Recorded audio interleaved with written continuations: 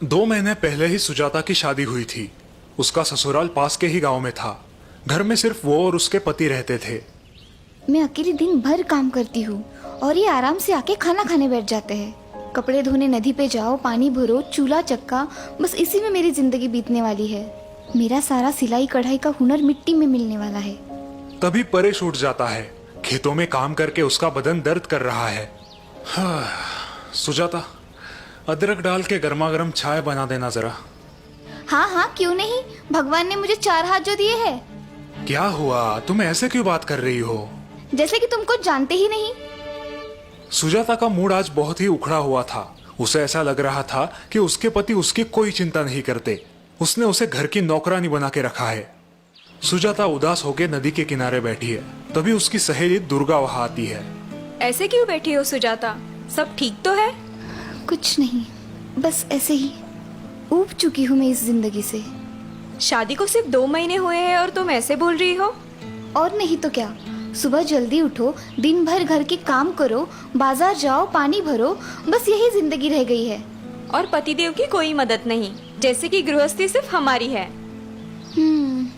लेकिन क्या करें, अब सहना ही पड़ेगा। नहीं। क्या मतलब? हमें इस उबाऊ जिंदगी से छुटकारा मिल सकता है? हाँ, क्यों नहीं। इसलिए तो मैंने मेरे पति का घर छोड़ दिया। अब सुकून से यहाँ मायके में जी रही हूँ। खेत से थक कर सुजाता का पति परेश घर लौटता है, लेकिन सुजाता गुस्से में घर छोड़कर मायके चली जाती है। लगता है रूठ के मायके चली गई है। पता नहीं उसे क्या शिकायत है मुझसे। ठीक है, 2 दिन वहां रहेगी तो उसे अच्छा लगेगा। दिमाग शांत हो जाएगा तो लौट आएगी। सुजाता मायके अपने घर आती है। मायके में सिर्फ उसकी माँ और छोटा भाई है। वो दोनों सुजाता का खुशी से स्वागत करते हैं। लेकिन कुछ ही दिनों बाद जब तीनों गपशप करने बैठते हैं। सुजाता, जमाई बाबू वहाँ अकेले है, तुम अपने ससुराल कब लौट रही हो? माँ, मैं आप पर बोझ नहीं बनूंगी। दीदी, ये क्या कह रही हो आप हम पर कभी बोझ नहीं बन सकती। लेकिन तुम ऐसी बात क्यों कर रही हो बेटा? सुजाता उन्हें फिर कभी ससुराल ना जाने का अपना फैसला सुनाती है। सुजाता की माँ और भाई को जोर का झटका लगता है। ये क्या कह रही हो बेटा? जमाई बाबू तो भले नेक इंसान है। हाँ दीदी, जीजू आपका बहुत ध्यान रखते हैं, फिर भी आप ऐसा क्यों कह रही हो? क्योंकि मैं उब चुकी हूँ उस गृहस्थी से। पूरा दिन घर में मैं ही मरती रहती हूँ। तुम्हारे जीजा जी मुझे रत्ती भर की भी मदद नहीं करते। बस मैंने फैसला कर लिया है, मैं यही सिलाई बुनाई का काम करूंगी और आप लोगों के साथ ही रहूंगी। दूसरे दिन सुजाता और उसकी माँ नदी पर पानी भरने जाते हैं।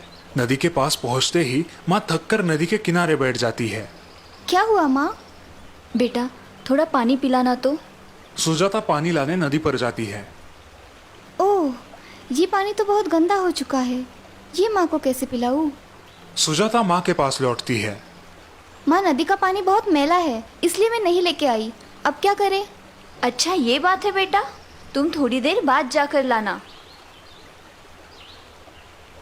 थोड़ी देर बाद सुजाता फिर से नदी के तट पर माँ के लिए पीने का पानी लेने जाती है। अब नदी पर कोई नहीं है। सुजाता पानी देख के अचरज में पड़ जाती है। अरे वाह, ये पानी तो अब एकदम साफ हो गया है। अब ये पानी माँ के लिए ठीक है।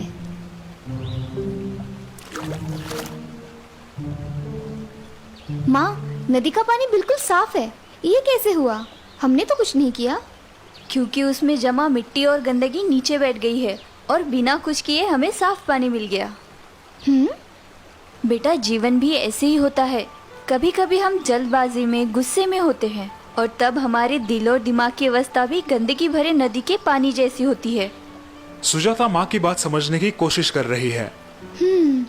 उससे हमारा नुकसान कैसे होता है माँ?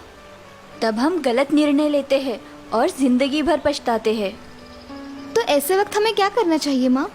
ऐसे वक्त हमें शांत रहना चाहिए और उस समय को वक्त के हाथ में सौंपना चाहिए। कई बार समस्या अपने आप ही सुलझ जाती है, बिल्कुल उस नदी के पानी की तरह, जिसे साफ होने के लिए हमने बस थोड़ा सा समय दिया। माँ की बात सुन के सुजाता को उसकी गलती का एहसास होता है और तभी उसका छोटा भाई वहाँ आता है। दीदी, जीजू का फोन आया था, कल आपको लेने आ रहे हैं। ये खुशखबर सुनकर सुजाता सोच में पड़ जाती है। क्या सोच रही हो बेटा? जाओगे ना अपने घर? जमाई बाबू को तुम्हारी फिक्र ना होती तो रोज तुम्हारे भाई को फोन करके तुम्हारी पूछताछ ना करते। माँ की बात सुन के सुजाता की आंखें भर आती है। उसे अपनी गलती का एहसास हुआ देख माँ और उसका भाई खुश हो जाते हैं।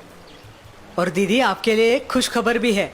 जीजू ने आपके लिए एक नई सिलाई मशीन खरीदी है। लेकिन सिलाई मशीन तो महंगी होती है ना, इतने पैसे नहीं है हमारे पास।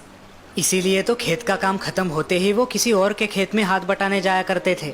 मुझे लगा आपको ये बात पता होगी। माँ मुझे माफ कीजिए, गुस्से में आकर मैं बहुत गलत निर्णय ले रही थी। अब जिंदगी भर आपकी ये सीख याद रखूंगी। और इस तरह सुजाता वापस ससुराल जाकर हंसी खुशी रहती है।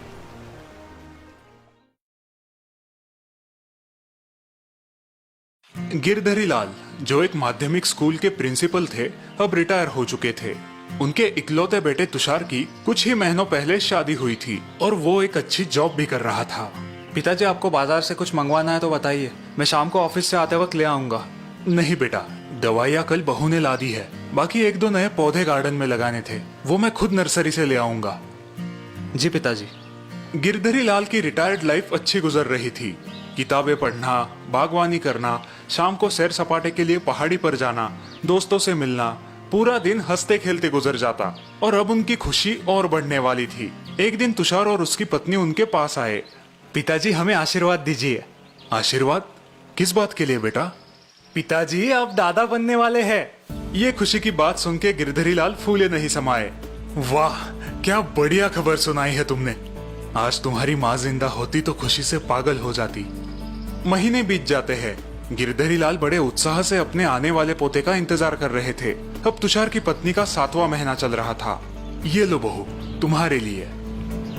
ओह, बहुत सुंदर है। धन्यवाद पिताजी। बहू, खाना ठीक से खा रही हो ना? जी पिताजी, आपकी सारी सलाहें बहुत काम आ रही है। लेकिन आज तुषार की माँ जिंदा होती तो तुम्हें सिर पे बिठाती। तभी तुषार बाजार से सामान लेके घर आता है। सीमा, आज तुम सिर्फ आराम करो, मैं खाना बनाऊंगा। बिल्कुल ठीक तुषार, आज खाना हम दोनों मिलके बनाएंगे। बहू को आज छुट्टी। आप दोनों मुझे आलसी बना दोगे, फिर ये आने वाला छोटा मेहमान भी आलसी बनेगा। बाद में मुझे मत खरी खोटी सुनाना। तुषार और गिरधरी लाल पालक की सब्जी साफ करने बैठते हैं और सीमा आराम से सोफे पे बैठी है। अच्छा, मुझे अब ये बताओ, तुम अपने संतान की परवरिश कैसे करोगे? ये भी कोई पूछने की बात है पिताजी। बेशक हम उसे बड़े प्यार दुलार के साथ बड़ा करेंगे। हाँ, उसे जो चाहिए वो सब उसे देंगे। उसकी सारी इच्छाएं पूरी करेंगे। उसे किसी भी प्रकार की कठिनाइयों का सामना नहीं करने देंगे। बिल्कुल, उसे हर मुसीबत से दूर रखेंगे। उन दोनों की बातें सुन के गिरधरी लाल सोच में पड़ जाते हैं। हम ठीक कह रहे हैं ना पिताजी? इसका जवाब मैं तुम्हें कुछ दिनों बाद दूंगा। गिरधरी लाल की बात सुन के तुषार और सीमा उलझन में पड़ जाते हैं।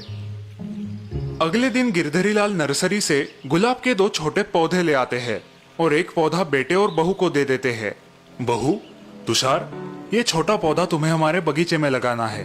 और ये दूसरा पौधा पिताजी?